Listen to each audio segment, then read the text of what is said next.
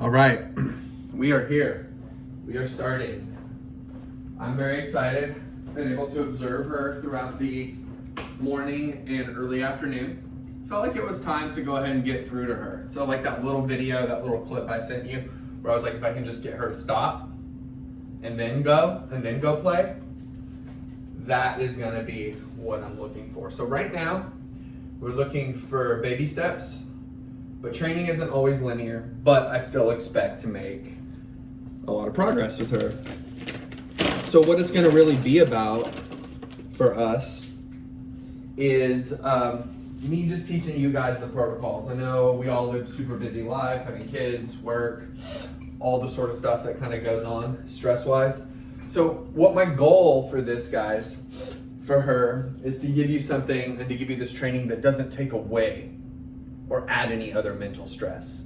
So we're gonna just be working on movements, rhythms, and routines that are gonna get you guys to a point where you can kind of just think, okay, I had a crazy day, this is happening, okay, let's do this. Or, I wanna take her to a flag football game, something like that. That's what I wanna prep you guys for. Knowing what protocols to do so she can work through some of that energy and you guys can have a little bit more of a stronger form of communication. So let's go ahead and just get started, and it'll be really fun. One thing I want to say to start, sometimes I get a little anxious because the YouTube uploads go really slow. So if there's a bit of a delay, it's just because I got busy, YouTube stalled, and then I had to come back to it a few hours later. So let me get to it. What we're going to start with is nose, eyes, ears. And this is going to be to teach her spatial relations, and we have my little training pad right here. This is just a simple little bath mat. So what we'll start with too, and more advanced settings, like things that the dogs are playing, stuff like that, I'll probably let her drag a leash. She won't wear the harness the whole time, so know that I'm going to take it off of her after the afternoon. This is just so I can grab her really quickly. So see, she's all about, let's make things a little smaller for her, okay? Let's turn this super target into a Chevron station, just something smaller. Come on. So nose, what this is gonna do, and you can use treats, but what I'm gonna suggest you just to have a couple little treat stations around the house where you can grab them. This is to show her what we want. This is what we call a motivator, okay? This isn't a bribe, this is a motivator. We want her to have her reasons for working, okay? Just like we all have our reasons for opening the curtains up in the morning, we want her motivators to come from treats or playing with us or affection or words of praise, all these sort of things. So as she's working on her place and her spatial relations, we're gonna set these up in multiple places. Her little bed is over there. My house is a little messy right now, just from the dog toys. We're gonna have space over there because I don't want her jetting out the door. We want her to be like, oh, I know what to do. So let's go ahead and start. So as I'm going for her nose, getting her attention with my jazz hands, spirit hands, whatever you want to call it.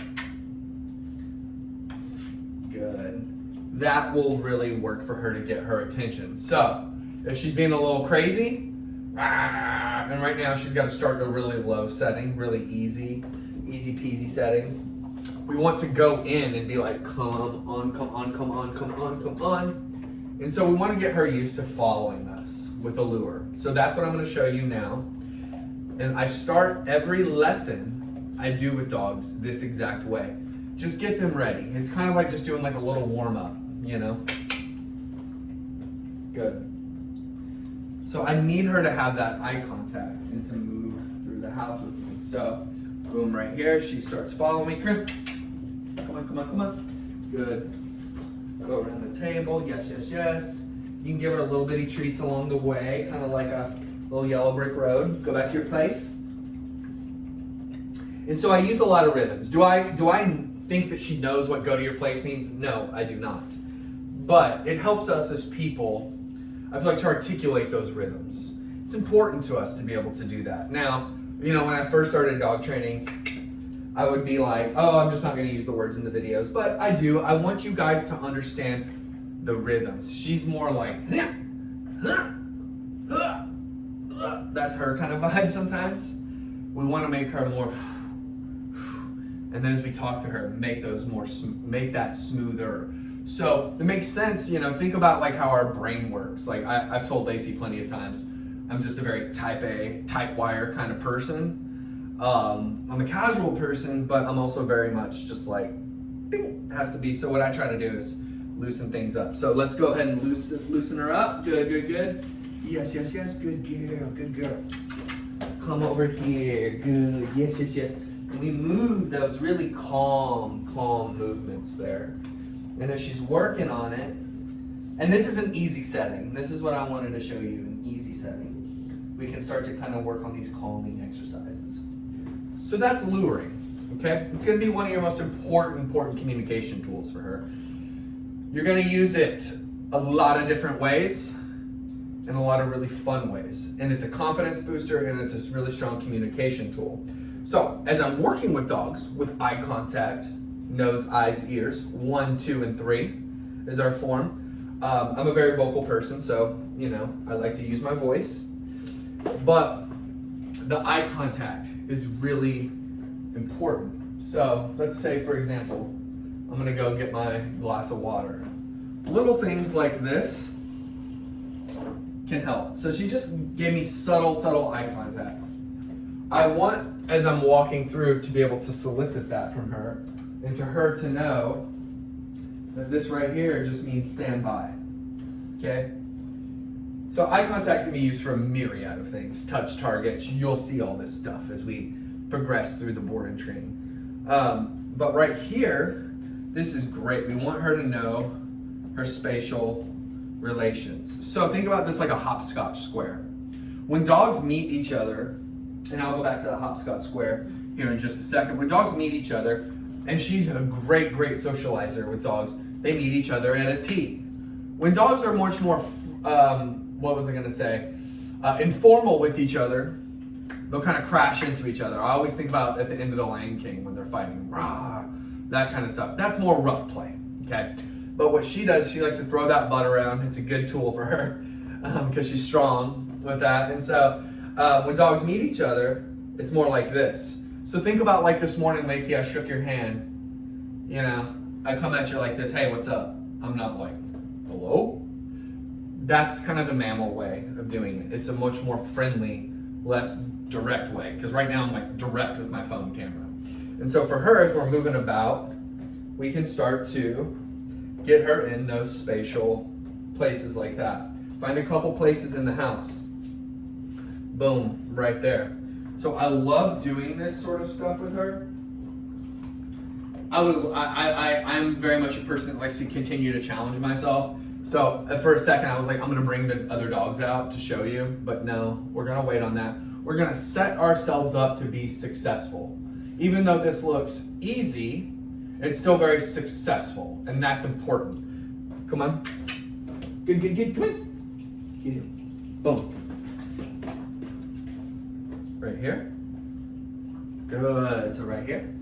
And then boom. We're gonna capture this behavior. She doesn't have to be right on it, but watch this. I'm gonna step into her, she's gonna give me a good sit because I have eye contact. Good, so look at this foot right here. Look how I'm angled. It's just creating that hopscotch square.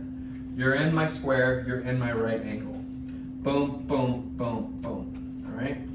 Really important that bubble grows over time. And she's just learning and she's already doing well. She's all foaming at the mouth. So ears, let's go to ears. Let's talk about that a little bit. We're already at 9 minutes. These will usually be between sometimes 5 minutes if they're short and she breezes through it. I don't have a ton to say, but at the start, 9 to 12 minutes typically. So get cozy when you're watching this. Good. Yeah, good. So I like to walk away. That walking away creates a reset pattern for a dog. Gives her a chance to rethink, retool. Dogs are really, really good at this. They're able to reset themselves quite well. So sometimes if I have a dog who's overly stimulated and I'm like, hey, sit, just like I showed you, and they won't, sometimes I'll just walk away and come back, just like that, and tell them to sit. So dogs really work well on reset. So I like to walk around right over here. You probably can't see me, but I'm in this corner. Come here. So see, I need to lure. Boom. She goes over there. I'll walk away, come back. She comes right here. Let's see if she does it. Oh my gosh, absolutely brilliant. I want you guys to give her a nice, beautiful golf clap at home for that. That's called a capturing behavior. That's going back to a behavior that she already knows that she can get something from, whether that's praise, whether that's a treat in this scenario, whether that's attention, anything positive. We want her to be able to find what her job is to do. And trust me, she's got it in her. It's just about, and I can tell you from personal experience, me as a person in a big city, slowing it down. Slowing it down is going to give us much better decision making, especially when it comes to us with dogs too. Sometimes it can be so stimulating if we try to take her out and about, or any dog out and about, and they're not doing what we want them to do. So I'm going to show you settling behaviors as well over the course of the board and train.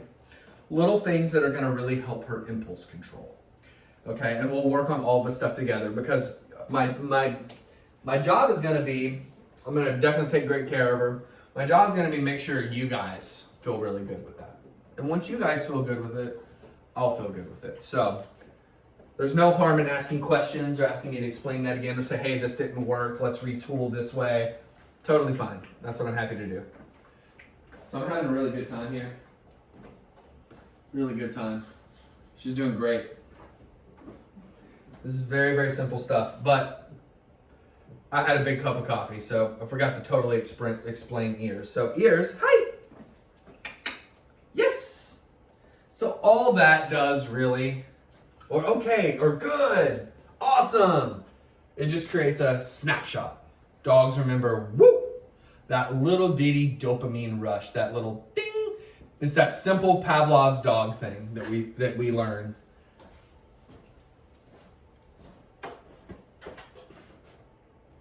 Oh, look at that. So she doesn't know touch just yet. But what I can do to lure her off, come on. Yeah, good.